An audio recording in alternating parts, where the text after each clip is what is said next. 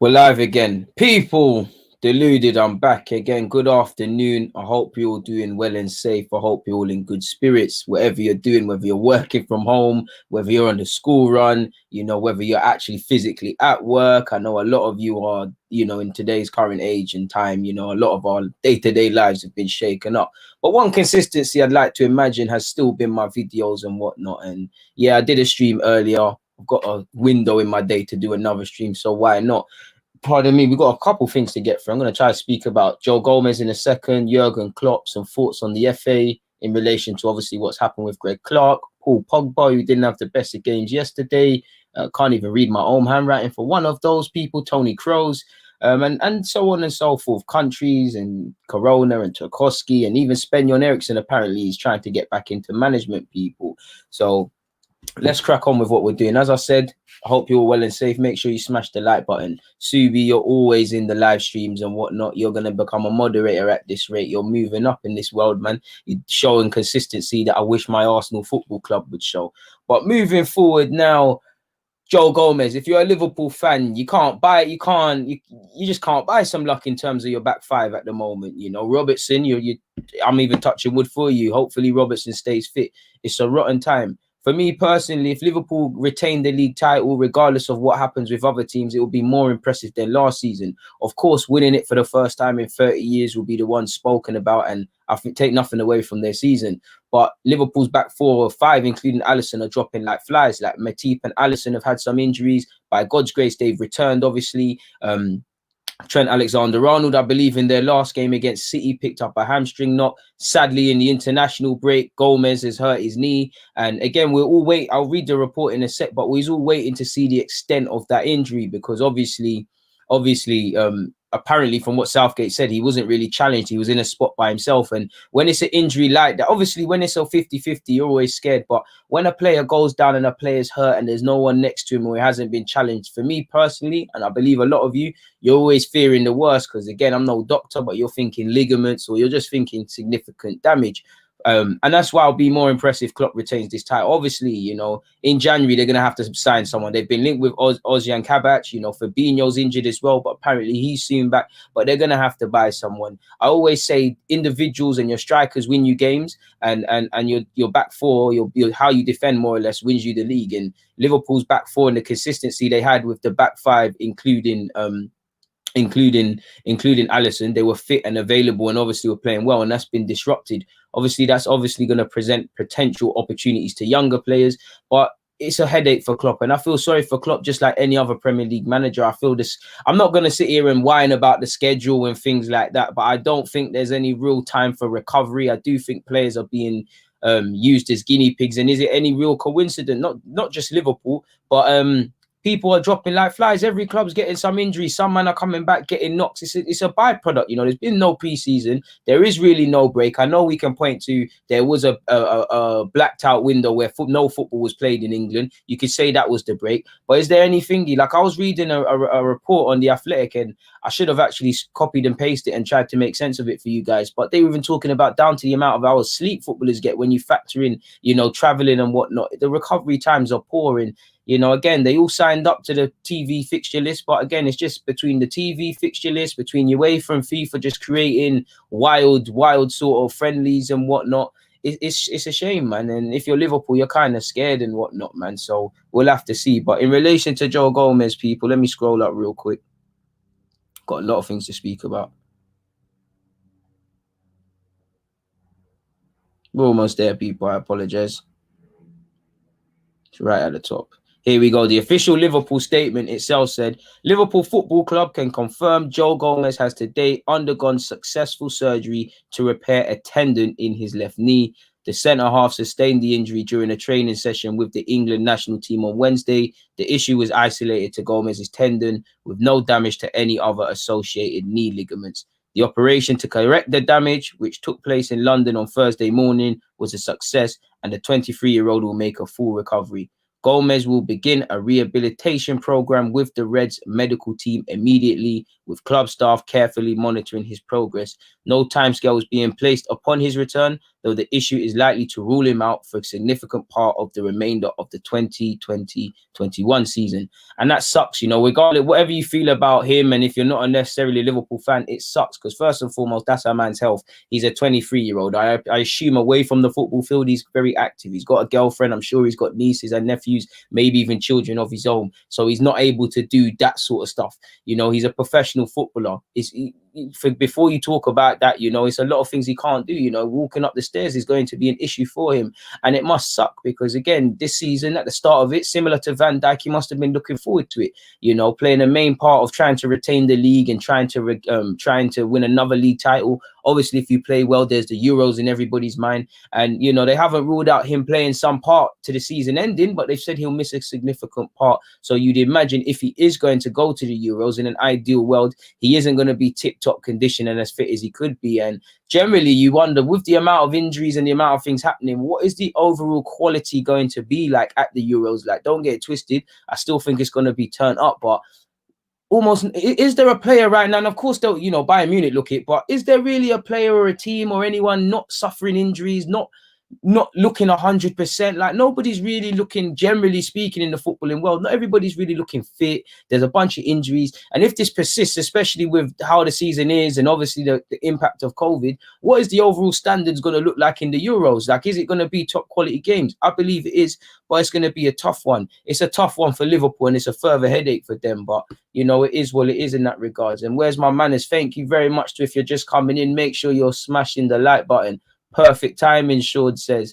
I know you're not talking about the injuries, talking about the stream. Happy I could be of service to you, my guy. Subi speaking about the schedule. He said the schedule is mad, but Van Dijk and Gomez injuries are not due to schedule. Scrap internationals and bring back 5 subs. It's crazy, the schedule. You know, Klopp, Pep, Arteta, everybody's been talking about 5 subs. On one hand, you knew the things we was going into, but you should imagine they should have been helped out halfway.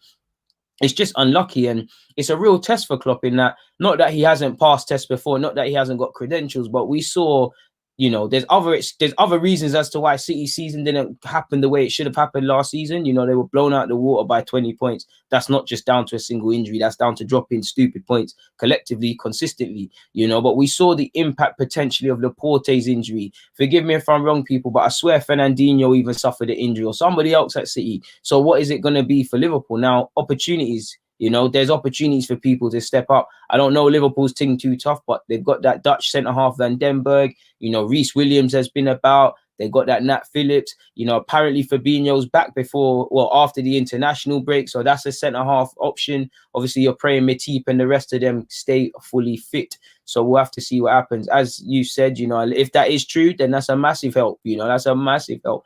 And Klopp's got to wrap his boys up in cotton wool, quite simply, really and truly. You can loan him out in January.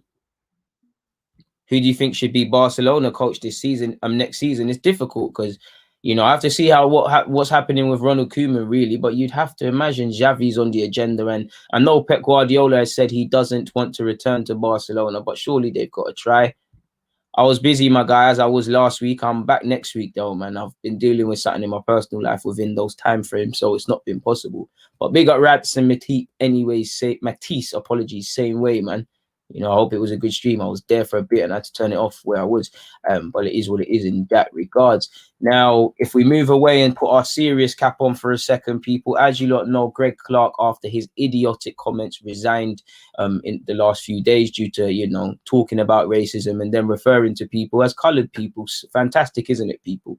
But it is what it is. As you lot know, he's lost his job at the FA and he had to resign from further positions as he gave up his job at FIFA. Now, interestingly enough, apparently, after a telephone call with UEFA President Alexander Seferin, I can't say his name, but anyways, after a call with my man, he stepped down.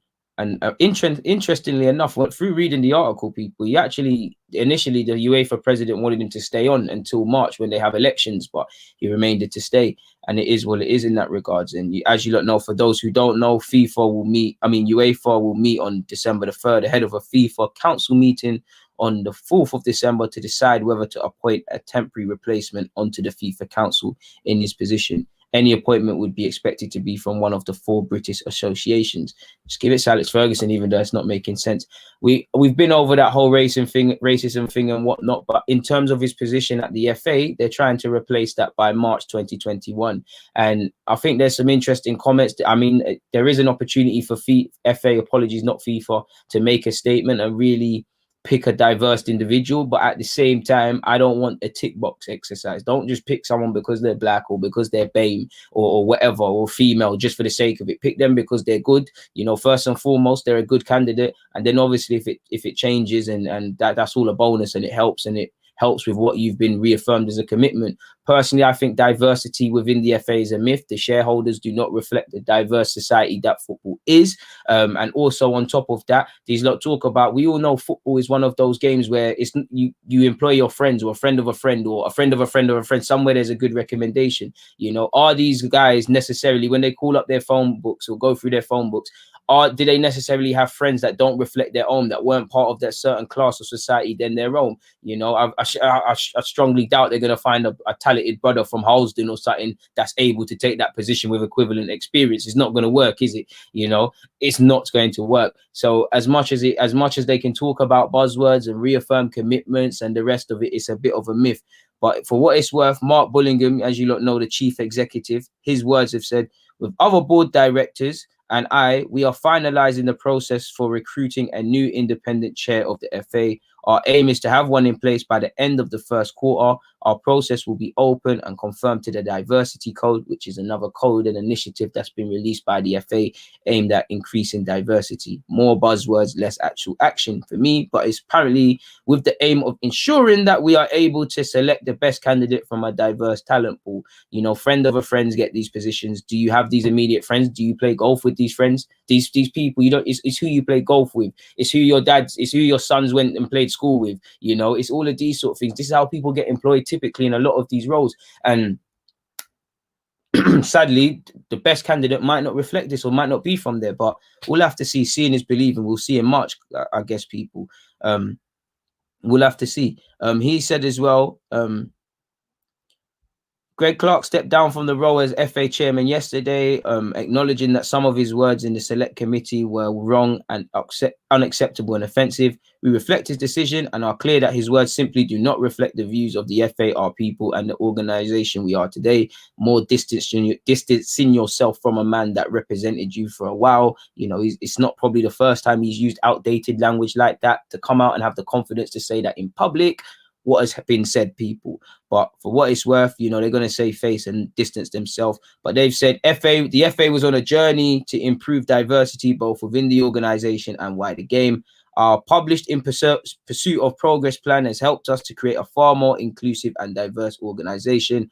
Our work on the Football Leadership Diversity Code has taken many elements of this plan, such as publishing targets for ethnic and gender diversity to drive change throughout the game. We have to consistently reduce our gender pay gap to be far smaller than many organisations and have a very small ethnic pay gap. We are investing record amounts in the women's game, which remain one of our top priorities. While all of this is progress, we'd be the first to accept that we have to do more. We are committed to further progress, and we will continue to transparently publish our plans and targets.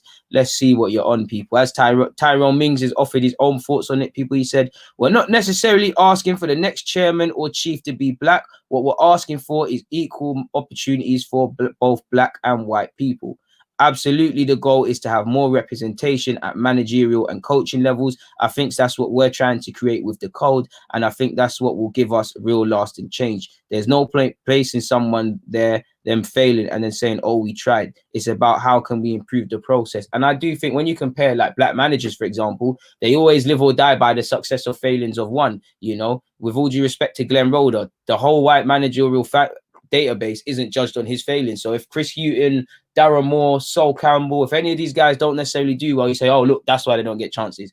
You know, how much statistic black people are in England, for example, and specific black males or people who are going to probably be managers or whatever. Are you really judging them all based on free man? It sounds stupid, doesn't it, people? In relation to actual change, I hope there's progress. But like I said yesterday, you've just got to, you know, I've always said, look at the teams. Look at my club, Arsenal. The team reflects London, diverse cultures and whatnot. Look at the coaching staff. You know, it gets smaller and smaller. Then look beyond that. They look beyond that, and then you look at the owners. It's not going to change, you know. Probably until ownership, and ownership will see it change, really and truly. Again, you know, these guys that are the chairmans and whatnot, they're from a certain wake of reality. They're not playing golf with these sort of people, you know. They're not in these social events. Typically, this is how these things get hired. These people get hired. It's not like you or me applying on Indeed and going through 3, 4, 5, 6, however many job processes and all of those things. That is not their reality. So we'll have to see, man. A lot of seeing is believing. It's a lot of chatting, man.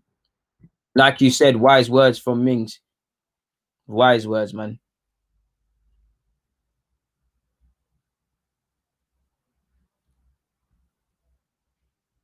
I agree with what you're saying, man. You know, boy, if they give John Barnes the job, forget about it, man. He's a bit wayward. Hey, big up my guy. Thank you very much for your positive words. Make sure you're smashing the like button. I would take Ricky Peak, my guy. Really. Love my guy. Soon back, man. Soon back, soon back, soon back, soon back, soon back. Let me see what else you lot are saying, man. Apparently, there's going to be another vote on the 5 subs rule. Majority of championship clubs believe to be in favor of it. I would like to see it introduced purely because I think it gives more game time to people. People can be a bit more flexible with their sides. And I think, as you've seen, players are dropping like flies. So we've got to protect players. You know, the players can't protect themselves. They're always going to train. They're always going to play. Let's be a bit sensible and help the managers out as well, man, really and truly. Moderators, please do your job. Seeing us some stupid spam. I am on a show with Rants, man. You missed 2 shows, man, are on me. I'm back soon. I've just had to deal with something in my personal life that hasn't given me time to be there when we start the stream, typically. As Ahmed said, it's the old boys club, simply put, and that's the same for majority of life. Same for majority of life. To go back to the last one, we need the five subs rule back. And like you said, it's the same thing, man.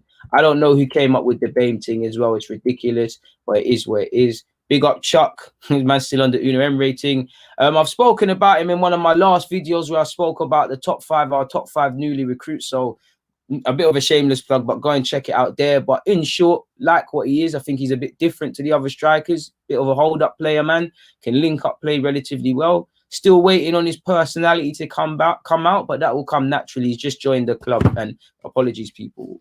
As he gets more comfortable and the rest of it, it'll get better. But that's all I believe in that regards, man. But yeah, man, that's it. Where are we moving to now, people? We've spoken about. I got my little list for what we're speaking about. We've spoken about Gomez and Klopp. We've spoken about the FA. Let's get on to Paul Pogba, people. And if you allow me once again to scroll down very briefly to Deschamps' comments. As you know, Pogba, he probably wants the ground to open up now. I feel very sorry for Pogba because he's 27, 28 years of age. You know, these are your best years as a footballer. Having won the World Cup, you know, I'm not going to say it only gets better because that's not true, but there's only, you know, if it's a Champions League, there's nothing else. Whether he wins that at United, that's another thing, people. But I feel Pogba, you know, when it's all going well, it's all going well. When it's going bad, you're going bad. And, you know, you'd imagine going away to France would allow you to forget about the Manchester United situation and the Premier League and the rest of it. And obviously, when they play like how collectively they played in their 2-0 defeat to Finland, there's question marks. I think in the French media, he was getting things like a 3 out of 10, which he was appalling like a lot of them. You know, Thuram could have scored, should have probably bagged a hat-trick in that game. He was poor, and I feel sorry for Pogba. I do think Pogba, to a degree, like a lot of these Maverick players, when they join teams that are not serious, you know, he has been scapegoated. He hasn't been fully understood. Sometimes it feels like even in good form, there's just agendas. I feel great sorry for him. At the same time, though, when I look at Pogba as a footballer, and I'm a massive fan of his, I did think his development would be further. Like a few years ago, I wouldn't think we'd still be sitting here talking about Pogba, you know, unbalances aside, he needs this and he needs that. I thought he would be able to play as a deep line as well as a box-to-box. I thought he was the guy to provide balance, you know. I thought, you know, definitely he'd be the more, if he was to play him and Bruno, I thought he would be the more mature player. I don't think his in-game intelligence has risen to the level I thought when I look at someone like potentially Thiago. Thiago's less likely to lose the ball. He's going to try as much things as Pogba, but he's less likely to lose the ball. That being said, Pogba's got a lot of ability and he's had a good career. I feel so sorry for Pogba, but he is playing appalling, and I feel sorry for him being on the bench at United. I'd still want to keep him, but I don't know what's going to happen with Paul Pogba because, you know, United have got that extension in his deal, taking it out. But are they, you'd imagine at 28, is he going to sign a new deal? If they give him decent money, if he feels comfortable at the club, if the manager starts playing him, you'd imagine yes. But he's always linked with United and man said United, Madrid, and all of these things. On current form with COVID, is he going to be a priority? It seems Mbappe, Camavinga, Highland, these sort of players are the flavour of the months. So we'll have to see.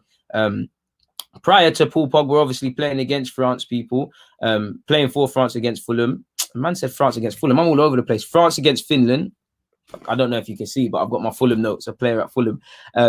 Deschamps tried. Obviously, the best way sometimes when you're playing poorly or you're not excelling is to actually just play football and play football out for France. And it would have been ideal. France beat up Finland. They get the victory. He scores goals. People talk about can he go back and do this at United? It didn't work out that way. He said, and Deschamps put it well, perfectly. To be fair, he said he's not at his best. He's had a string of injuries, and COVID-19 has affected him adversely. He needs to rediscover his rhythm. He did well in the matches that he was involved in last month and performed consistently despite his lack of rhythm. Nevertheless, we can't say that he's blossoming at club level. There's no problem with me, but I always work hard to manage him. When a player is unhappy at club level, of course he is happy to play for France. You tell me about how he's feeling, and as I know him very well, things will go in a positive direction. It's also his responsibility to put in a big effort. And it's up to United, because on ability, it's up to how much United just want this storyline stuff to be over, because on ability, you keep Paul Pogba. But there's storyline.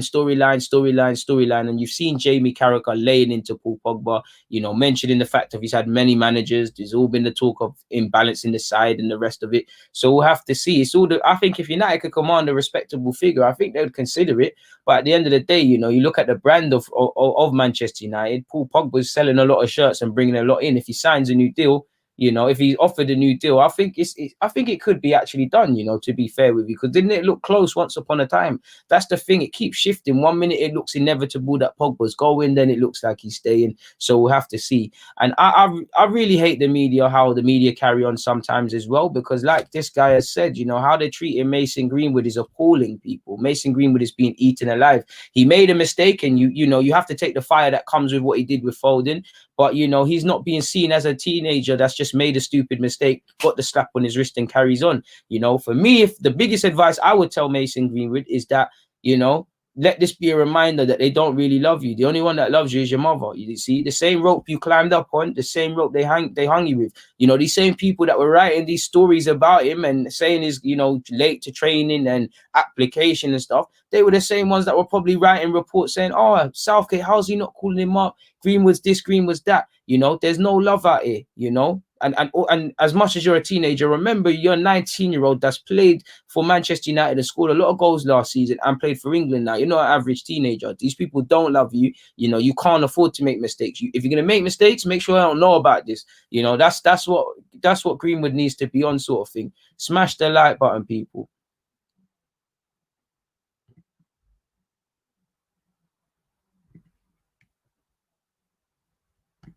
It wasn't his best friend. Like Kevin said, it wasn't his best thingy, but it is what it is, man.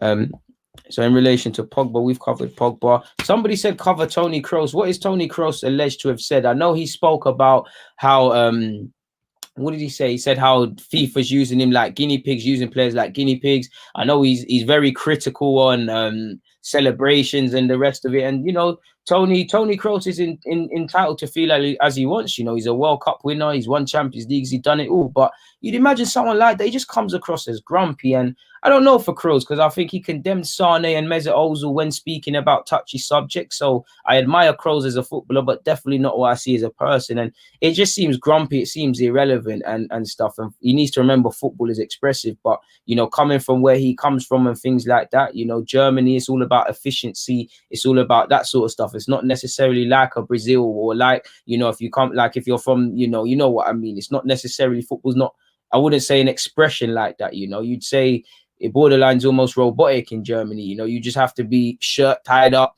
this and that, no creases at all, right lengths, tie, it's all of that sort of stuff. Like you said, Glory, there's no love in football at all. No love in football. So Kroos just seems grumpy. And apparently Aubameyang snapped back at him. I don't know what Aubameyang has actually said, but we'll have to see, man. But we'll have to see what it is, man. I don't pre what other man are liking and them things there. It's too irrelevant, my guy. But like you said, they build you up to knock you down. They build you up to knock you down. I always talk about the honeymoon period. It's like Bukayo Saka, you know, fans at club level and national team at level and the media do it. There's a second they love you. You can't do nothing wrong. And then it just switches. That's why you've always got to stay balanced. Don't get too gassed with the positivity. Don't get too gassed in the negativity. Like even, I know I'm irrelevant to this, but even with me with this YouTube stuff, sometimes you watch, I mean, I see a lot of the comments and I get a lot of love. And then sometimes you get a lot of hate. Obviously, if you look at a lot of the hate, you're going to go negative. If you see too much of the positive, you're going to get complacent. And sometimes it does feel extreme. And I have seen certain, even footballers can't do it, but I see certain accounts, they'll love you, they'll comment everything, oh, Deluded, the best, boom, boom, boom. One thing they don't like, oh, I hate you, boom, boom, this, that, and the other. And you're like, oh, you're kind of fake still, because you were saying this in every comment. But if that's how you feel, so I'd have to see, man.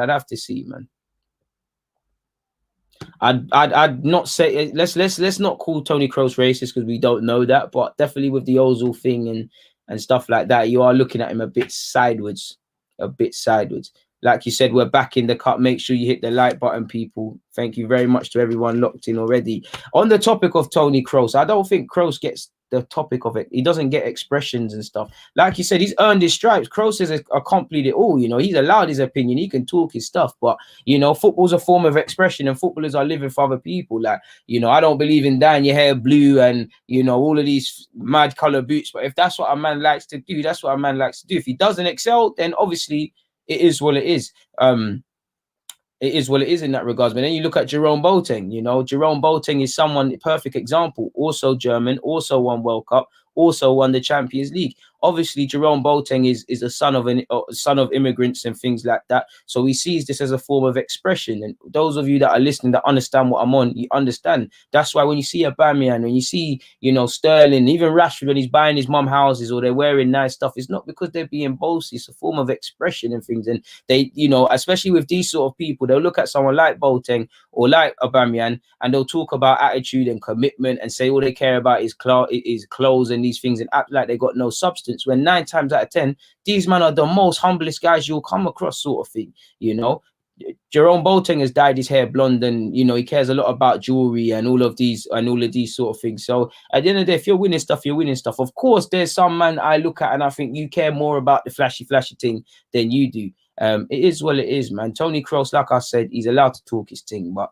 or whoever said it, but it is what it is. And I think it's an interesting one when you look at people it's mainly the players of dual nations, players that can play for a couple of clubs, couple of countries that seem to be like this. Like I said with Jerome Boateng, you know, you see many examples, and really that's the topic as well. What do you guys think about players that can play for 2 countries and playing for both countries? I know, you know, if you've played in a friendly and there's technicalities around it, which Zaha's obviously played for England and then went and played for Ivory Coast. Yunus Musa's at Valencia, been called up to America, and he might very well much stay on to America. But you know, he can still play for England where he's represented that youth level. Obviously, you've got Declan Rice and Grealish within the first team setup, having played for Ireland, Republic of Ireland.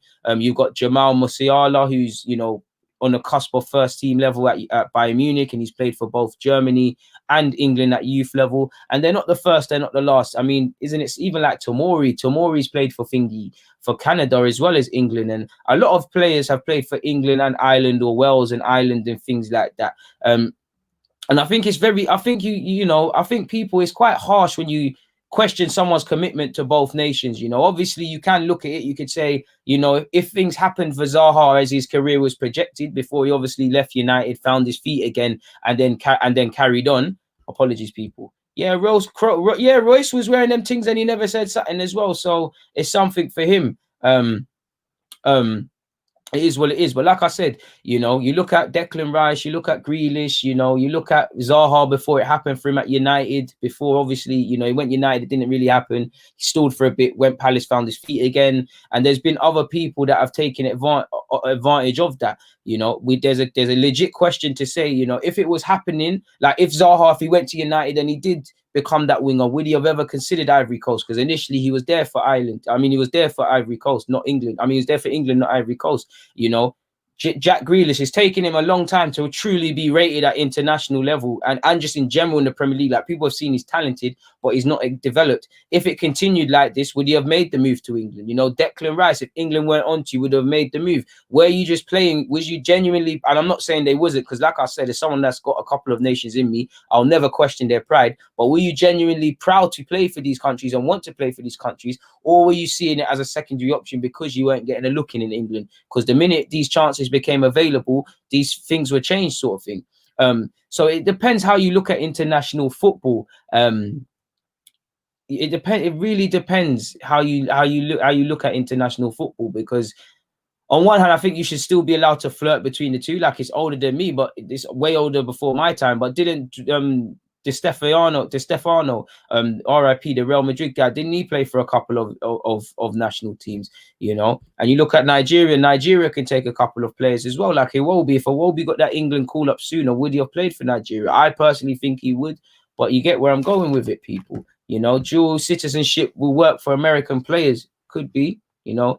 That's wherever feels most comfortable. And I think picking your national team is a difficult one, man, because one, you have to consider just how much ingrained to that country are people. Like, there's probably some English players that played for Ireland that, you know, it's just a thing where you're Irish, but your auntie's, I mean, not your aunt, your grandma's Irish. You know, some man, you know, they're very patriotic. Their household is Irish, but obviously they're English. So it all depends their level of it. And it also depends where you look at. You can't just, I don't think you can just make a decision sort of thing like that.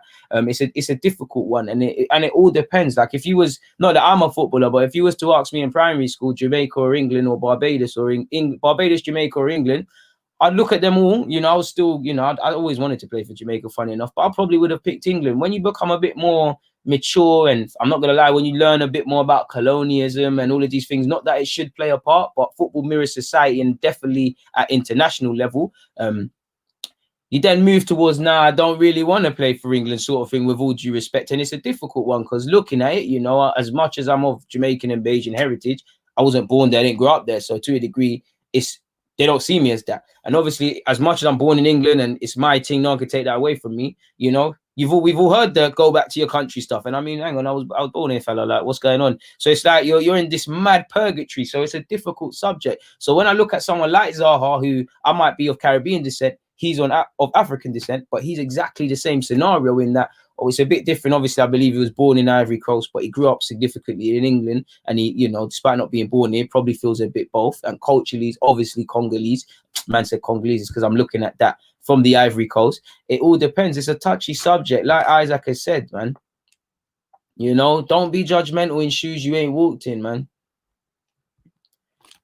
You should be able to, if you've played at youth, you know, like you said, you know, I'd imagine, because I thought I'd have saw some of you guys that would say more, would be like, no, once you've made a decision, you have to lie in it, sort of thing. And there's a couple of players, like imagine Aubameyang played for France, you know, even players that have picked bigger nations and it's not working for them, and they could play for a country of heritage, you know, could it be done?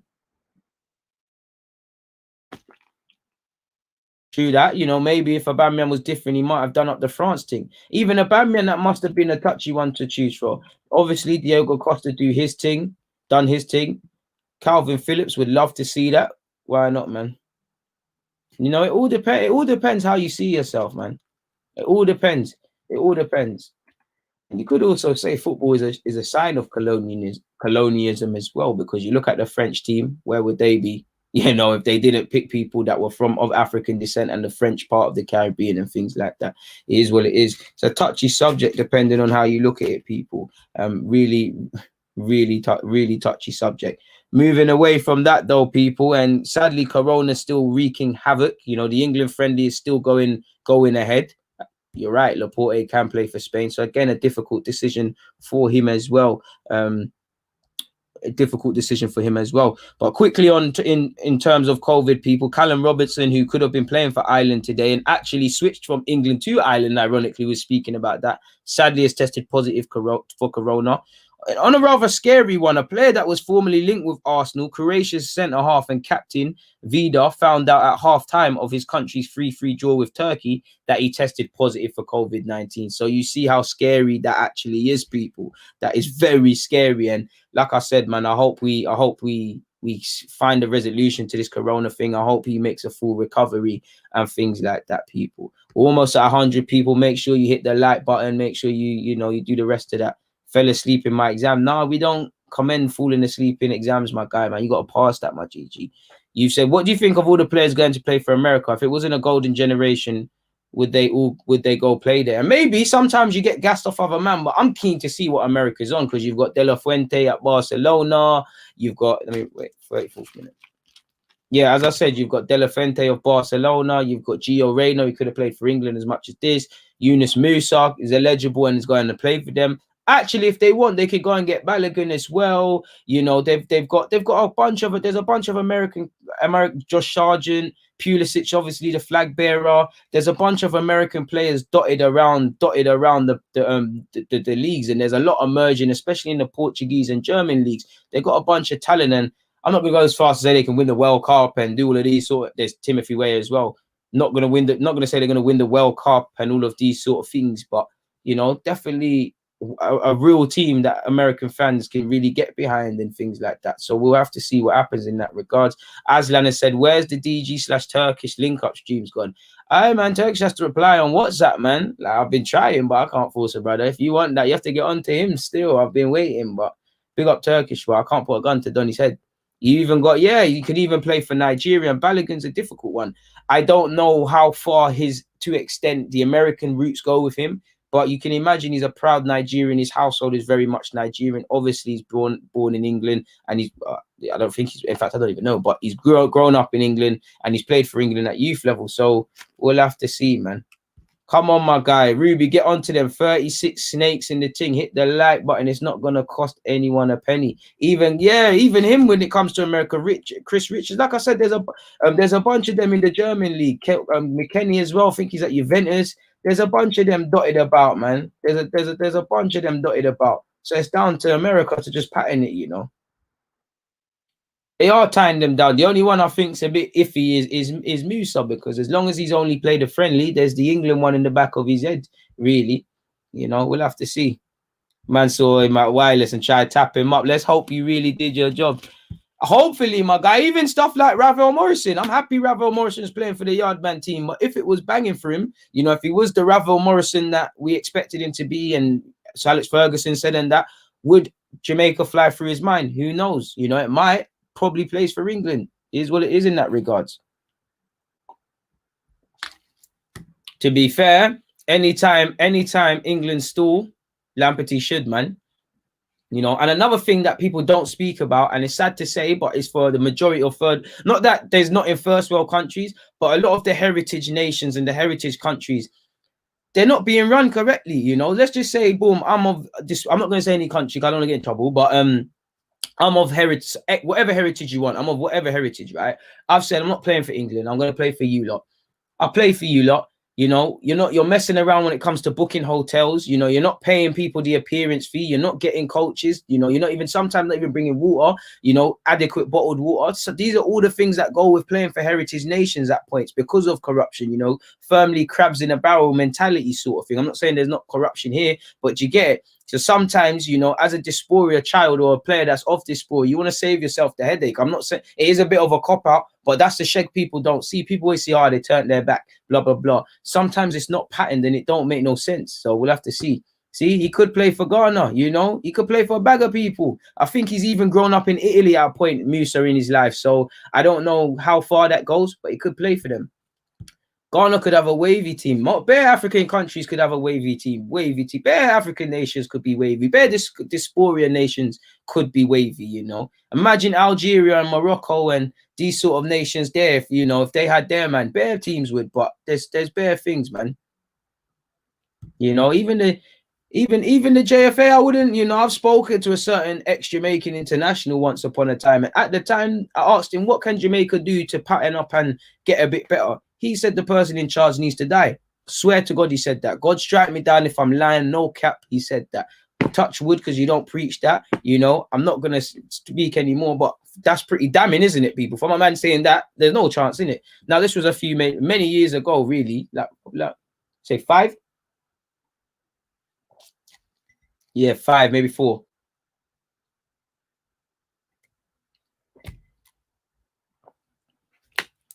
So yeah, man.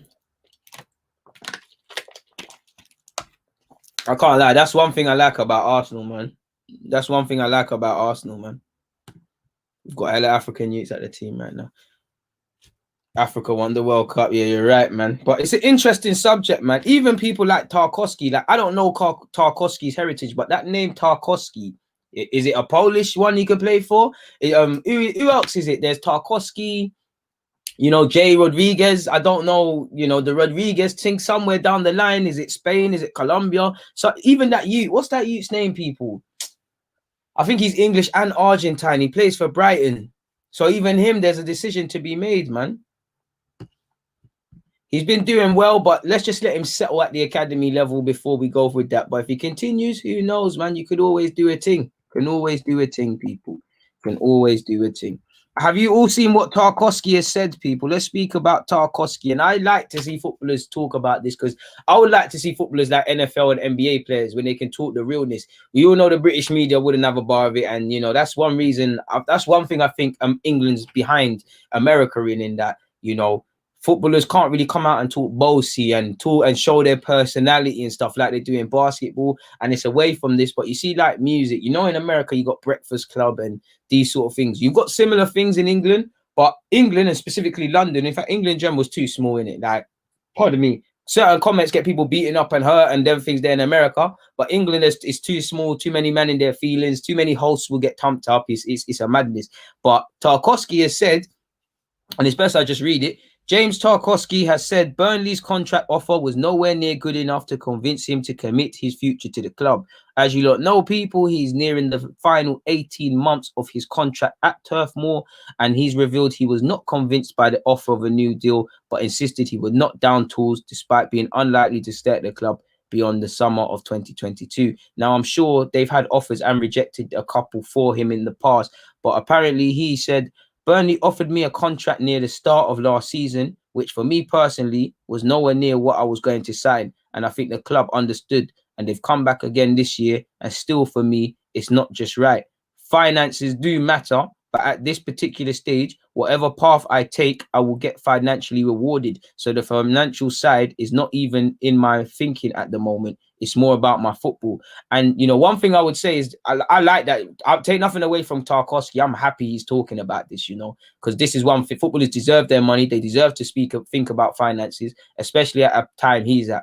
But I also think if he was a different sort of footballer, would he be called a money grabber? Would it be reported in the fashion it would? Would people question his focus in the same way they do for other people? You know, this same luxury and privilege isn't afforded to all footballers, but that's nothing to do with Tarkowski. I like what he said. You know, I like how he said finances do matter. What do you want him to say? With all due respect, he's not a household name like that. So can he rely on the punditry thing? He's still got a mortgage. He's still got a family. You know, I'm sure if we're all footballers, we're trying to earn the most we can because a career should set you up for life anyways. But think about the businesses and family lives you could set up and stuff. That's why I understood why some men were going China, you know, and getting a bit of a change and stuff. Like Lavezzi, he stayed up, said, I can change generations on generations with my family with this money. I'm gonna do it. I'm gonna keep it true and do it.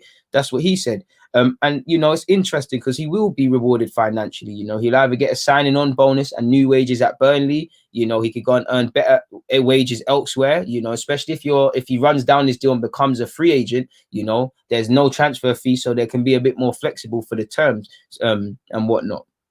So like he said, finances do matter, but it's about his football. Now, I'm not going to sit here and say I'm watching Burnley week in, week out to know who's a regular and all the little rumblings that are going on. But I'd imagine Tarkowski plays significantly. He's a man that I'm sure has either been called up by England or been spoken of being called up.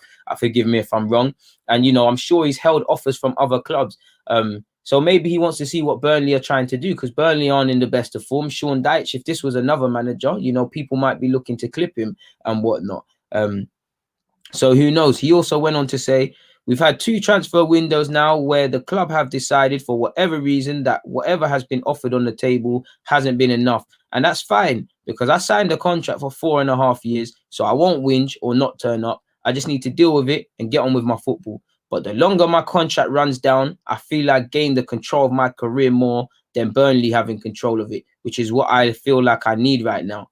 There's nothing I've heard or have seen to put me put to me, sorry, that makes me think there's a scenario in which I would sign a new contract at Burnley. That can change, but currently that's the situation. So the finances ain't right. Maybe the length ain't right. Maybe what he's seeing in terms of a project isn't right. And maybe he wants to try something else. You know, he's within his rights to do that. And I think, like I said, it's interesting. You know, he's talking about getting power. You know, he's talking about finances, and he's within his rights, as I said, at 27 years of age to demand that. It's his last probable big contract. He's got to think where he's going to play significant football. But it's just interesting. Now, it all depends where he sees himself. And I was correct. He has been called up by England. And, you know, at 27, does it maybe move into another club? You know, it's back-to-back Euros and World Cup next year. You know, if you play well, can you make an appearance in such people?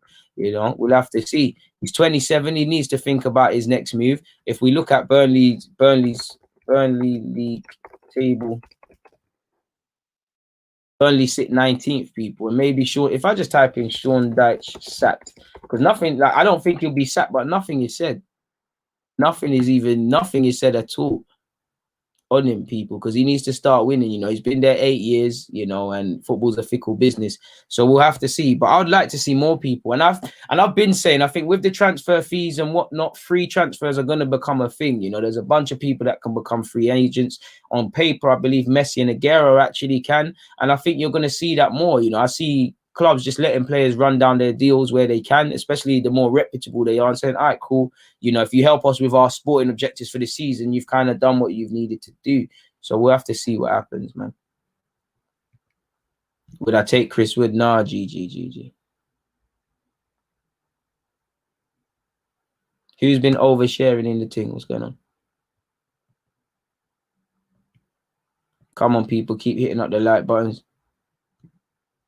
Yeah, you know, that is I mean, talking about Tarkowski, you know, again, it all depends how aligned you feel to that nation and things like that. I was busy, my guy. Thank you very much for the McAllister shouts. I know a lot of you were on the ball. Yeah, him. It all depends, really and truly. Yeah, let's refrain from calling people stuff like snakes and whatnot, man. I'm sure a lot of my Nigerian people in the chat would have loved him to do that, but it is what it is in that regards, man. Love my guy, massive praise. Big up the 124 people in it. We've talking about Tarkowski, people. You know, it is what it is. You know, a lot is not said about Burnley right now. You know, if it wasn't Sean Dyche and it wasn't Chris Wilder at Sheffield, and I like Chris Wilder, so I want him to get it going. You know, a lot might be said, people. A lot might be said.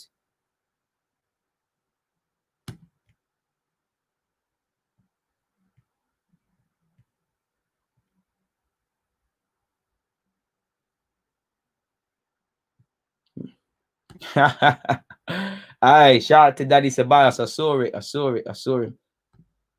He's all right still. I wouldn't say I'm a fan of him yet. He's all right.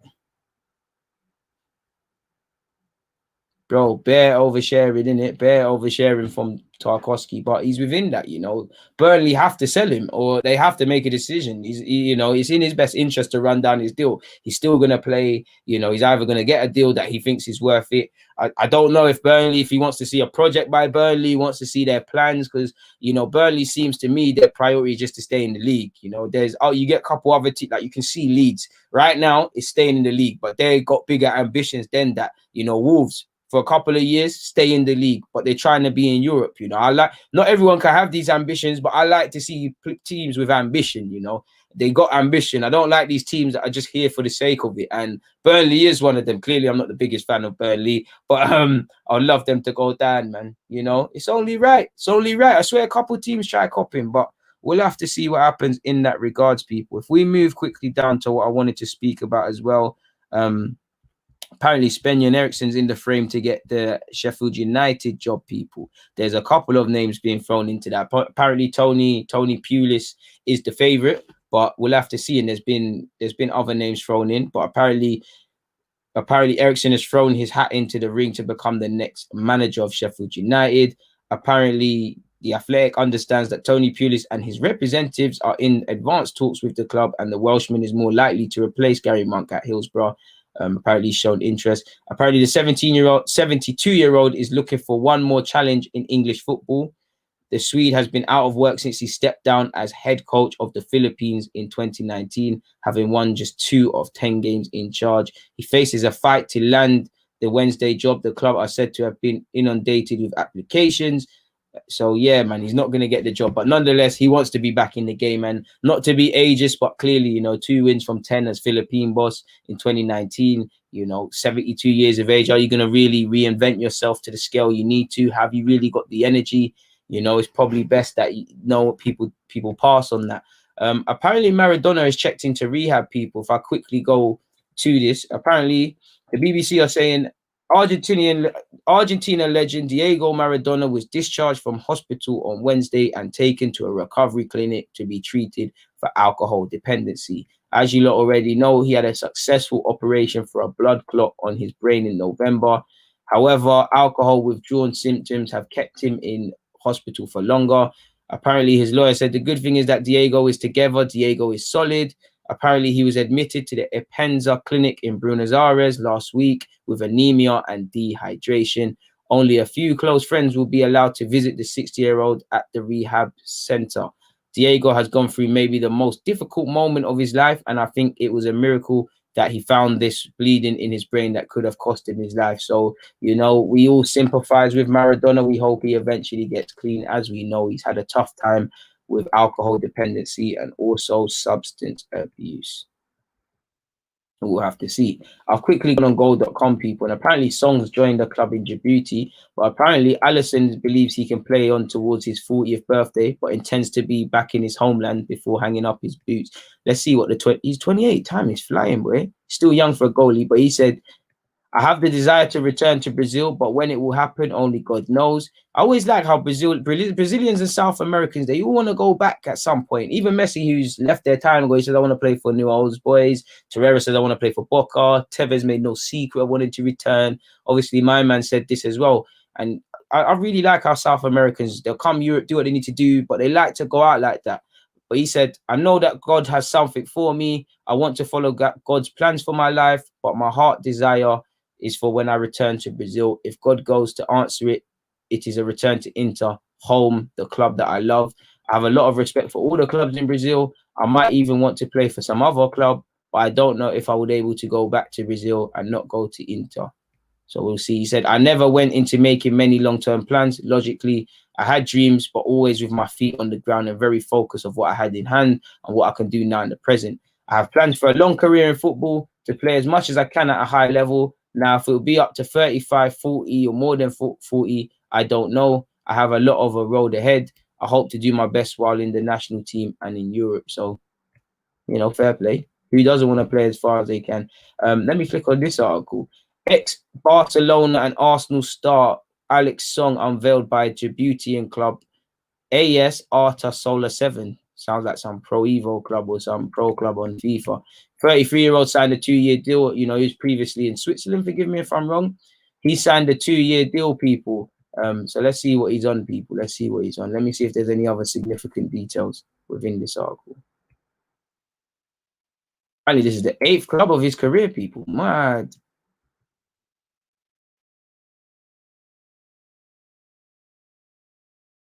Apparently, coming from the president of them, he said, to improve the playing techniques of AS Arta Solar 7 so that this young team becomes invincible in the international football tournaments is one of the objectives of this club.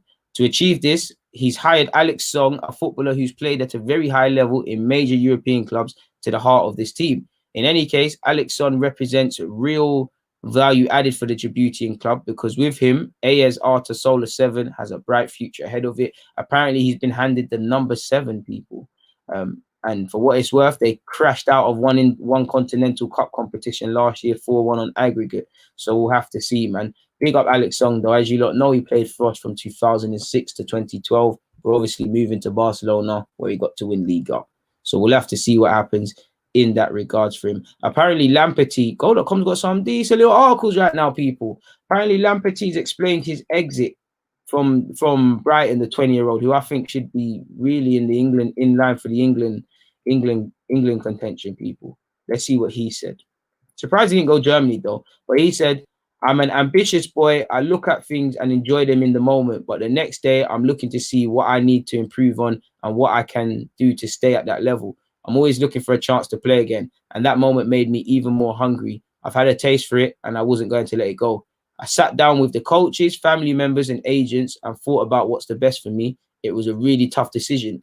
Being at a club since the age of 9, going through the whole system and making your first team debut, everything happened so quickly. But I had to look at where I could get the most football and how I could take my game to the next level. It wasn't an easy decision. I thought about it every day, but the opportunity came for me to come to Brighton, which is a fantastic club with a good plan for the team, and the move made a lot of sense. There were quite a few options to go to, but I sat down with my family and talked about where would be best for me, where could improve me, and I thought Brighton would be the best club for me. And it's true, get there, go get 50, 100 games, and you will move to a bigger club. He's getting admired in Germany. I wouldn't rule out Chelsea buying him again. I would love Arsenal to make a bid for the 20-year-old. These other teams will go for him. He's very unlucky that we're kind of blessed at fullback with a lot of fullbacks. But you'd imagine, Maitland-Niles can play left and right back, probably more predominantly been playing left back. But you'd imagine if Lamperty keeps going, Maitland-Niles might lose that spot in the team in the England call-up. I would love Lamperty. I think, if it's up to me, or definitely in Football Manager people, I'm going to be buying Jude Bellingham and Lamperty when the opportunity presents itself. We'll have to see, man. Good one. I'd say right now, Reece James. But I'm a big fan of Lamperty, man. I'm a big fan of Lamperty still. I think Lamperty's a good player. Big up everybody locked in. Make sure you're hitting the like button, people. It doesn't cost a thing to hit the like button. Who are your favourites for relegation at this stage? Difficult one, because 9 times out of 10, the more that I name, the harder it gets. But I'd say Fulham. In fact, hang on. You're lying. That's a lie, mate. You're chatting crap, Hamid. Leave me alone. Hamid, if you continue this, you're going to get blocked, You're a little troll. Nah, he's good people still. But you said, who do I see getting relegated? Fulham. Again, Fulham could make me look wrong, and I'm sure Fulham fans hope. But I just say out all the teams, Fulham look like they're not about this at all. I'd say Fulham look like they're going. I think Burnley are gone, personally. In fact, no, I'm lying. I'm chatting. Fulham, West Brom, I think, big up Bielik, but I just think West Brom ain't got enough quality. I just think Fulham are not serious. And then, the way they're playing, I hope it's not Sheffield United, but the way they're playing, they're moving like they want to go there. You've got Burnley as well, I'd say out of them 4, but let me see the Premier League table, people, and see if I've got any other thoughts upon that. And again, there's still a long way to go. Oh, don't do this. Why is it not letting me scroll?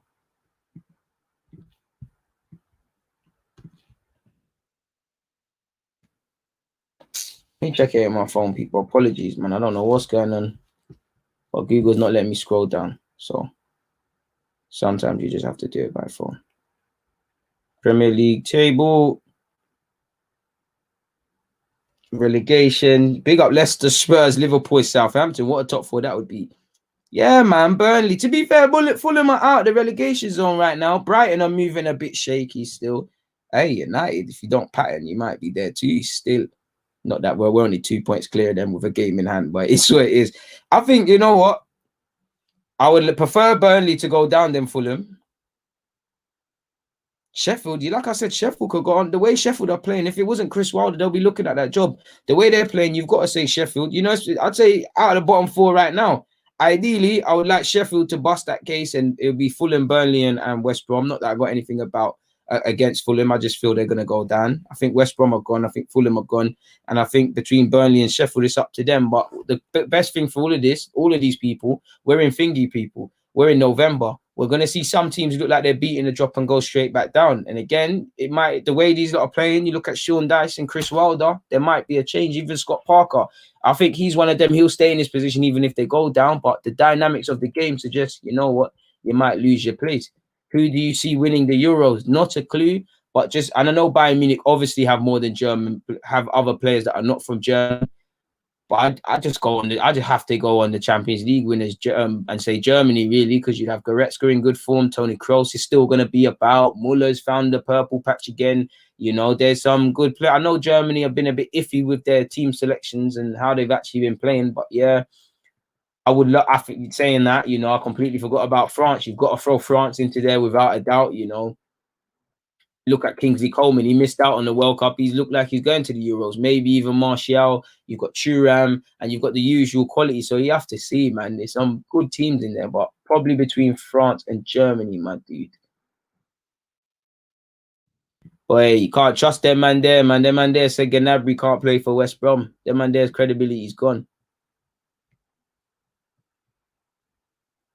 Come on, people, like up the thing. Big up Relly Ren. Make sure you're streaming his music on Spotify, people. Boy, hopefully, I'm not fond of Burnley too tough at all. Even that, Portugal, you know, any team with Cristiano Ronaldo, you can't discount them. You've got to throw them in there, man. I don't miss us, but I miss us at the same time. You know, we've got some interesting ones. Some men are saying Fulham, you know. I think Ahmed, you're right. That will be just about it. You know, I hope Sheffield beat that. You know, we've got Sheffield here. You know, I think one thing I'm starting to see is people got Fulham and West Brom nailed on. You know, Daniel was saying they'll shithouse their way out of it. Pardon my French. Potentially, yeah, you never know. I spoke about that in my last stream, my dude. Come on, man. Come on, come on. Come on, man. You got to be consistent if you want anything in life, man. So you have to try a thing, you know. Fulham, West Brom, Burnley again. I don't think it's too dissimilar. Thoughts on Lampard as a manager? I like him. Still learning a bit about him. You know, I like that he likes to play forward football. Seems good vibes. You know, I don't mind him, man.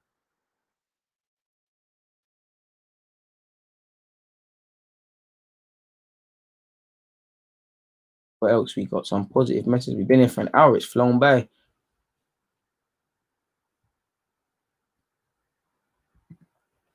I like Thuram, and I guess I would, but I'm not fully convinced with Thuram yet. What I mean by that is I think he's a good player. I would take him, but I'm still waiting for a bit more confirmation before I fully get behind the hype train. You know, the talent's there, the ability's there, he's playing in good form. I think that decision-making needs to go to another level. But I would, you know, there's resale value there, and it means we could play someone through the middle. It's one of them ones. True say, they always do that. Oh, man, I can't put that comment up, but you're killing me. Hey, accidental. You know, we've got that. Big up my guy 1-1 in the cut again, man. So see, I don't think we're too dissimilar. No one's too dissimilar in that it seems to be Fulham and West Brom nailed on. You know. So we'll have to see, man. We'll have to see what happens in that regards, people. What else have I got to speak about? I think I've spoken about everything, really.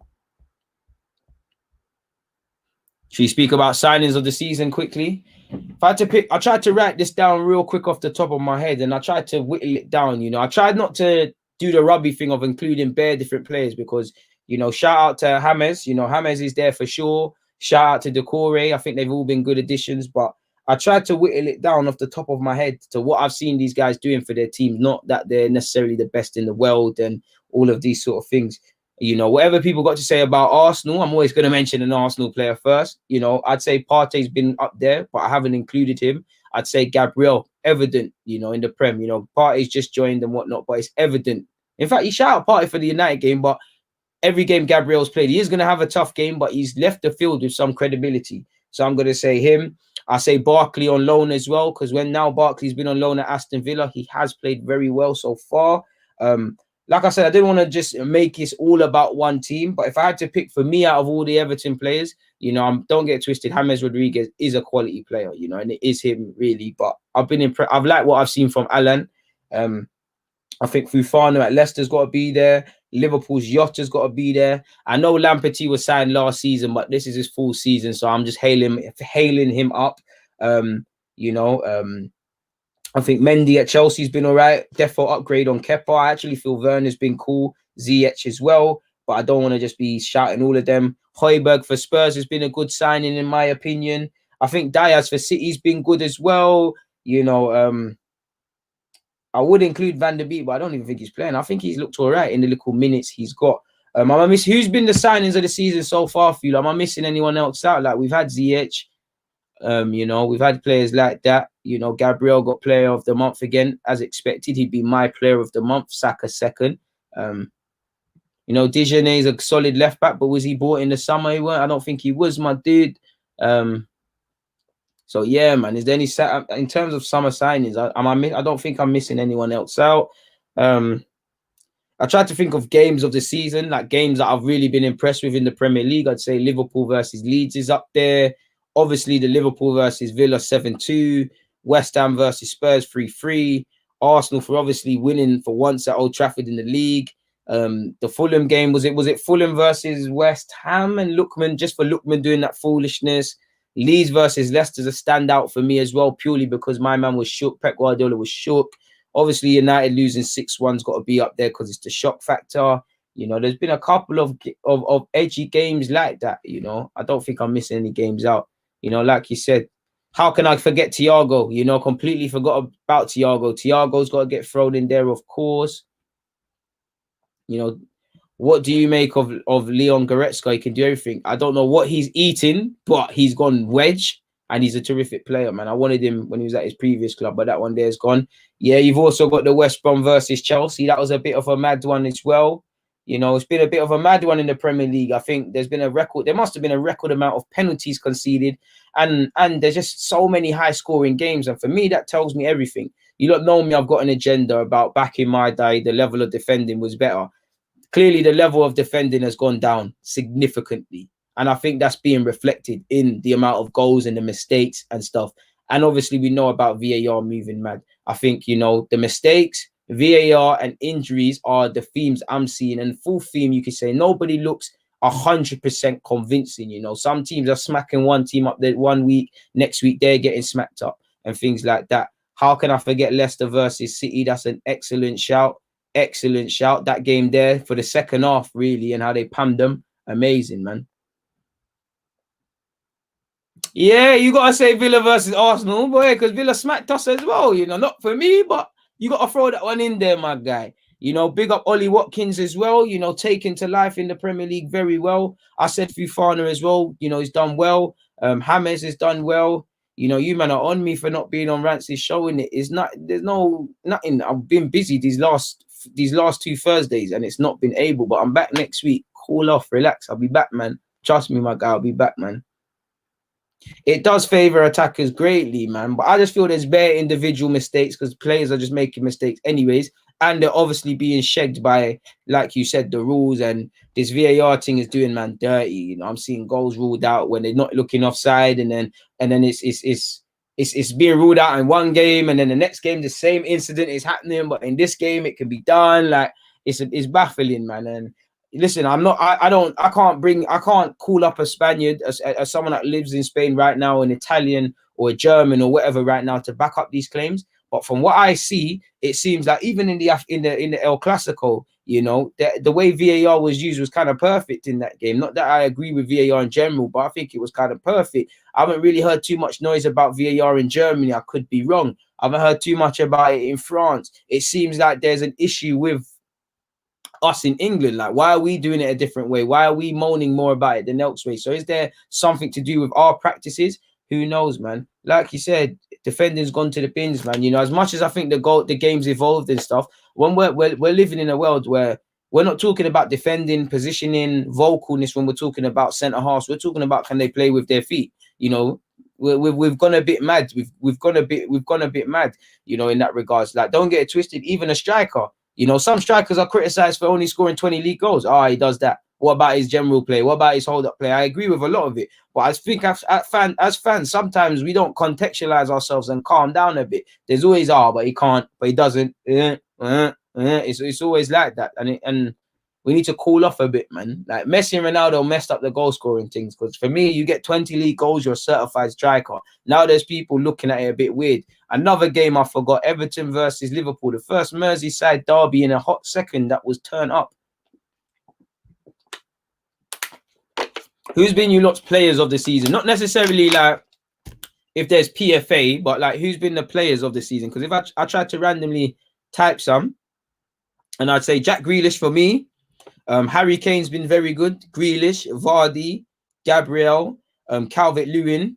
You know, I could have said bare other Spurs, man, bare other these, man, and all these, man. But I'd say these are the ones really. Obviously, you've got Mane and Salah. They've still, you know, they've got respectable goals and whatnot. I'd say Thiago Silva in recent, maybe not up the top, but in recent weeks, just watching Chelsea, Thiago Silva looks like he's settled and found a little thing going for himself there. I say Tammy Abraham in recent weeks as well. I think he's been performing quite well, man. And obviously, in terms of surprises, Aston Villa for me, Southampton for me, Leicester for me. They've all been the only teams that I could say, if I was their fan base or their coach or a player, when you look at everything, are we happy with our start to the season? I think they've all performed above expectations. You know, with Leicester, I'm not too sure because, you know, for a while they've been doing that.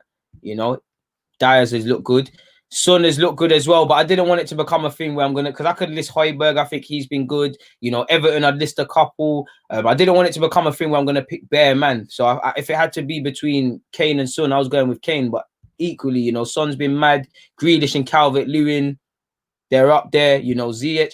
Wouldn't quite say Ziyech has been better than them, man, but he's doing his thing. He's up there. He's in there with a shout. Gabriel as well. You know, it's been crazy, man. I think Werner's loading. He's not quite up there, but he's loading. You know, I'd say James Ward-Prowse has performed well. I'd say slightly of late, Ross Barkley, Tyrone Mings has been better than I thought he was at times. You know, James Ward-Prowse has been starting the season relatively solid. Che Adams of late has been popping up among the goals. Previously had Danny Ings before the injury. Like I said, Southampton as a collective. You know, El Nene had a bit of a revival, not to say he's been the best in the league or anything, just opportunities thrown at him, what he's taken. James Justin, I think, very underrated at Leicester. Again, I don't think he's better than Lamptey, Trent, Reece James and the rest of them. But I think he's very unlucky that, again, they're just bare English right backs because he can play left back, he can play right back, and he's looked very solid. He had to be, him and Lamptey, ironically, had to be patient for first team football consistently last season, and they've taken it. I would take Ward-Prowse purely because he'd be a set piece taker and he's a midfielder that knows his role, but he's not gonna spark fireworks and unpick defenses and stuff like that. He's a competent midfielder, so why not? That would be me. Love for the support, my dude. You know, that's what I'm saying. He's played like 2 games, so I'm not saying he's the best, but I'm just saying he's looked decent in the little minutes he's had. For me, if I had to pick top 3 performers, I'd probably say, where's my thing? I've lost it. I'd say Calvert-Lewin, without a doubt. Probably Calvert. I'd say first, but just top 1 would be Calvert-Lewin. To be fair with you, it would just be Calvert-Lewin. And I think I wrote down my opinions on the Premier League in general. I've already said just to reiterate, I said I think that there needs to be a better schedule for footballers. You know, they need to really look after these footballers, or there's going to be more injuries. VAR needs to be fixed up because it's a joke thing, and there's several examples. The state of defending with the amount of penalties, okay, VAR has impacted some, but it's been quite poor. And I just feel, nobody's looked consistently good and things like that. So it is what it is. You've got some love here. I'd say right now he is, he's got a case. It's Grealish, Lewin. It's one of them 2 for me because Lewin's just been scoring mad goals, really and truly. Shout out to Watkins. He's been doing his thing. Bamford's been shooting up targets. And I'd say Watkins, Bamford, Shay Adams, Che Evans, whatever you want to refer to him as, Callum Wilson, these English strikers have started the league well, and these are sort of outsiders for an England place sort of thing. Like, I don't think Southgate's going to call up any of them. If Greenwood starts banging, Kane is going. I think he sees Sterling as a striking option as well. You've got Tammy as well. Maybe Danny Ings will get a shout if anything. The rest will probably miss out. But it's an interesting one that all these English strikers are seeming to score goals and are firing right now. And like I said, it remains to be seen what is done there, but it is what it is. Why aren't there more black refs? We need a different perspective on the game. Now, that's an interesting one, and one I don't really know on. I'm not going to... I can't speak for every black man, innit? I can speak for myself, but I don't think anybody's woke up, and I haven't never woke up and had the urge to be a ref. But there's got to be people that have. So maybe there's something to be done with funding the pathway. I know a lot of my friends, when we turn like 15, 16, you're trying to make a little money. Not everyone wants, you sell a little bit of a something, but to make some legit peas, you get your reffing thing. It must have been like 30 quid or something like that. You make that back on a couple of weekends. On a Sunday, you ref couple under 9s, you ref whatever, you get your peas back. So maybe that. I can't lie. For me as I couldn't be a ref because I've seen refs get mash up on the football field, and I'm not on it. Being a ref is a draw out, but maybe there's something to be done in terms of pathway. Maybe there's something to be done in terms of funding, really and truly.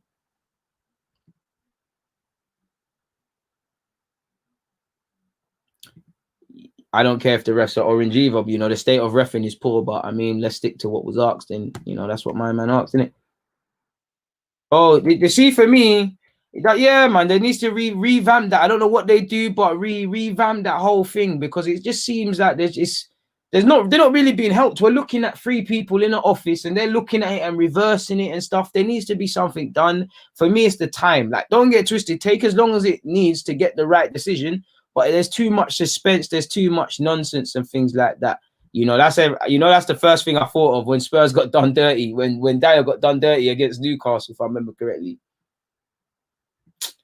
Well, Southgate probably doesn't like Grealish because he's used to being twist up and things like that, man. I think Southgate is just eating humble pie. He don't want to call up Grealish. Maybe what Grealish does off the field and the sort of person he is, Southgate don't look like he likes them, man. And Mason Greenwood, for his mistake, is being made to pay. But it is what it is, man. I just feel from a sporting perspective, Southgate isn't the man. You can't have these creative players and these exciting players if you haven't got an exciting manager or someone that knows how to handle them. You look at Southgate, what is he about? Is he, if it was not to say Wenger should manage England, but you'd more want a manager like that that's going to let these young players play, that wants to play that attacking football. Southgate is playing cowardly football. Boy.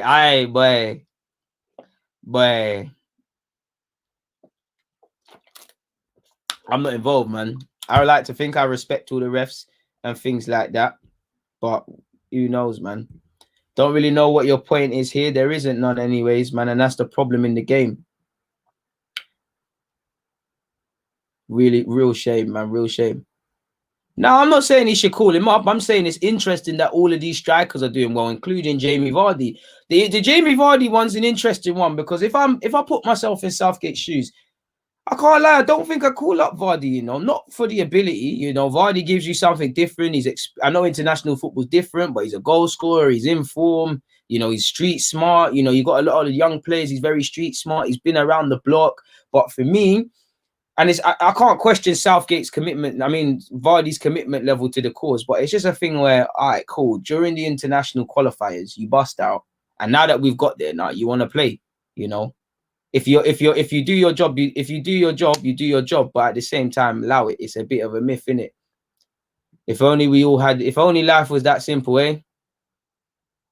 If only life was that simple. Hey man, they gave me it because I'm the best man for that. I don't run my mouth. I do what I need to do on the football field.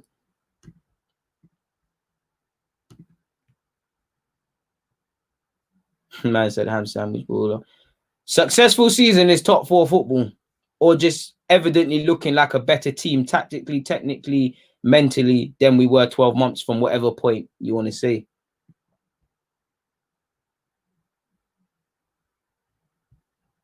See, that's it. But the sad thing is, not everyone's like you, because even me in Sunday League, I don't want to use the word soft, but sometimes you just know a ref is soft in, and I feel sorry for them because it's not worth the 30. Because sometimes you just see a lad and you just know in Sunday League the decisions are going to be given to whoever shouts the loudest, whoever can gas him the most. You need a strong personality and you need to kind of be a bit rugged. And I'd say for people that are like that, being a ref, at least in Sunday League, it's a draw out because, like my man 1-1 said, you're reffing, you're doing people a favor and putting money in your pocket, and man are calling you this, that, the third. We're human beings. You said, all right, cool, say what you want to say, let's go and scrap. The man like that, it's a draw out because you're just going to get yourself in issues. You're just going to get yourself in problems, and it's not going to be nice for you, It doesn't either, man. We've got some words for Spenyon Eriksson. England's never been good, man. Even Calvert, like I said, Calvert-Lewin probably, I didn't mention him, but on current form, I think even then, 5 is probably too much. I think Calvert-Lewin's going in if he continues this form. Harry Kane is the one. If Mason Greenwood fixes up, I think Greenwood should go. Tammy, for me, probably sneaks a place. Danny Ings might, but then you might look at it and say, you know what, Rashford is probably going as a winger who can play up there. So can Raheem Sterling. So it's probably a myth for a couple other men. But as I said, it's good that the rest are there. I would love Guendouzi at this team, but it is what it is, man. Is what it is, bro. Is what it is.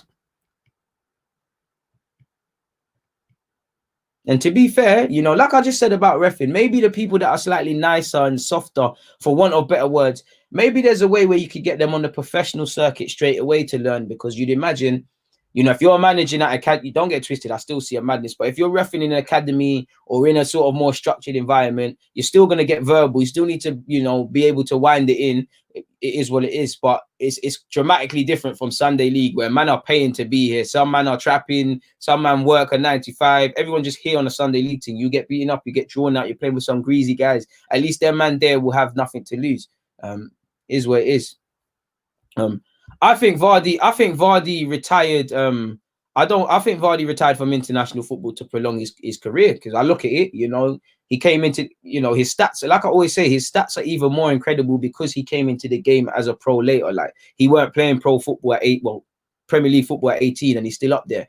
But if I'm Jamie Vardy now, because I've come into the game later, I've got to maximize my earnings and my playing days. So can I skip out, you know, going away in November, doing this, doing that, and the third, and playing extra games, you know? And there's also what you're saying as well. But I think it's to prolong his career, and maybe he's reaping the benefits of it because he's just getting better like fine wine. I don't know, but that's why I believe, anyways.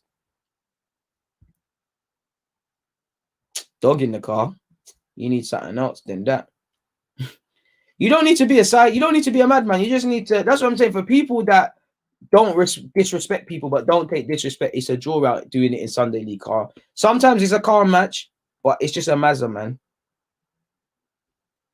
That's what I'm saying. Sunday League is the next thing. It's the next thing. You're with the gorillas. You're with some real savages. Like, you know, people are bunning it and smoking cigs, and some man even drinking before games. Let alone academy football, man, have to fix up, because you might get out of the academy, man.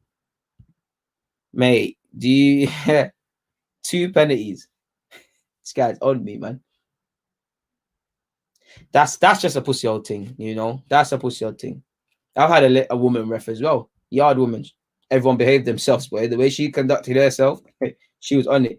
As a ref, you just got to do what you need to do, man. Like, I'd say as a ref, when you go there, because I remember, I think the refereeing's gone down in it, because for me, when I was younger, we used to have like yard ram refs, African refs, you know, geezer refs, and whether you agreed with their decisions or not, they were regulating. They said, if you don't agree with my decision, shut up and get on with it. If you don't agree with any more verbal, you're off this pitch. Just giving off the vibes that you know you're not winning, so you have to get along with it. You can't defeat the refs. When you let people, when you can kind of sniff that people are soft or the ref can be gotten. I do it as well on a Sunday. When I can clock the ref can be coerced, you start doing certain things to him and whatnot. And that's not it. So I'd say you just have to regulate, back your chat, whatever your decision, puff out your chest and make sure you project your voice, and man just have to deal with what you give. Is what it is. Yeah, it could have been, man.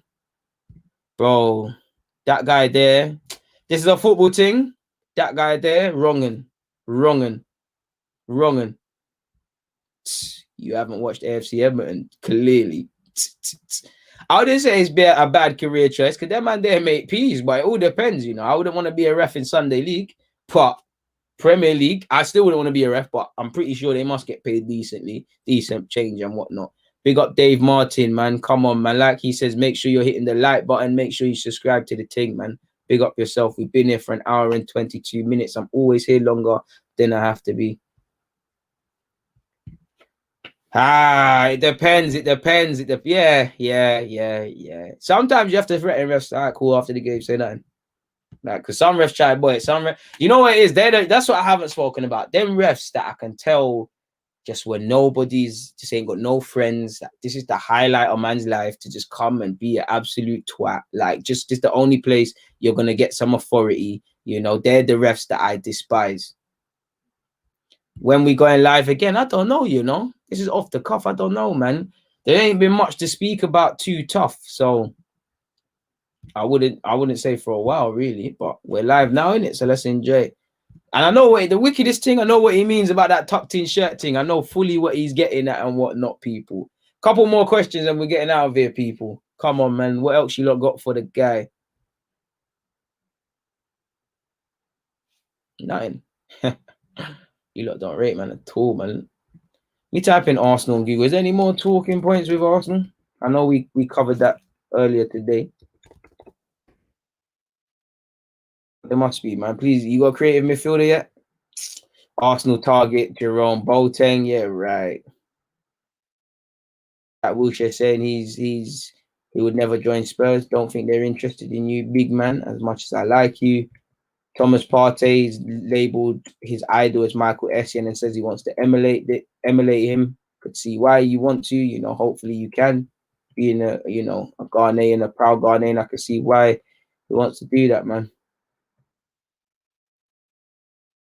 But there isn't much, man. There really isn't much to speak about. Let's get one more question in. Come on, my guy. Who you got winning today? I'm gonna go with Scotland. Yeah, all is hey, boy. Skepta, he went to my secondary school. I'm not gonna comment on the next done, but boy, you know, when your friends are moving like that, it looks a bit mad. Nah, take off the chain, man. That you gotta help refs, man. Take off the chain. That's obvious reason. Now I give that. Come on, man. Nothing. Hey, man. There's nothing wrong with being a ref. There's nothing wrong with being a window cleaner.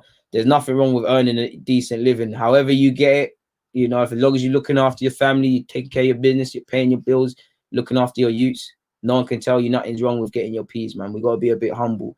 I assume you mean Aubameyang, Henry, and Aubameyang in a nice way to Henry. I mean to Aubameyang, they can't sit in the same room. Henry is clear of Donny. These lives are always litty. Come on, my guy. I try to be for you guys, man. I think he can. Needs to develop a bit, but I think he can. You know what? You keep talking about this Aubameyang thing, so let me see what's being said, man. Let me see what is actually being said. Aubameyang, just leave it, man. What's the point of talking about Cruz, man? Like, you're both irrelevant to each other. Right, he's onto him. By the way, does Tony Cruz have kids? Just remember, I did it for my son a few times and we'll do it again. I wish you have kids one day and make them happy like this, Junior. It's true, man. That Tony Kroos, take care of yourself, man. Like, just calm down, man. Too upset about stuff, man. Just worry about yourself, man. You've had a better career than Aubameyang. You've played for bigger clubs, won bigger things. Why are you chatting about, man? Like, just focusing on, man. It's mad. Come on, my guy. Come on, my guy. Come on, my guy. Out and about. I love the commitment, man. No excuses. He just gets it done. We must run more agendas. That's something I'm checking daily. Daily checking that. Checking daily, but I don't know. Man, I think you're gassing up this thing, man.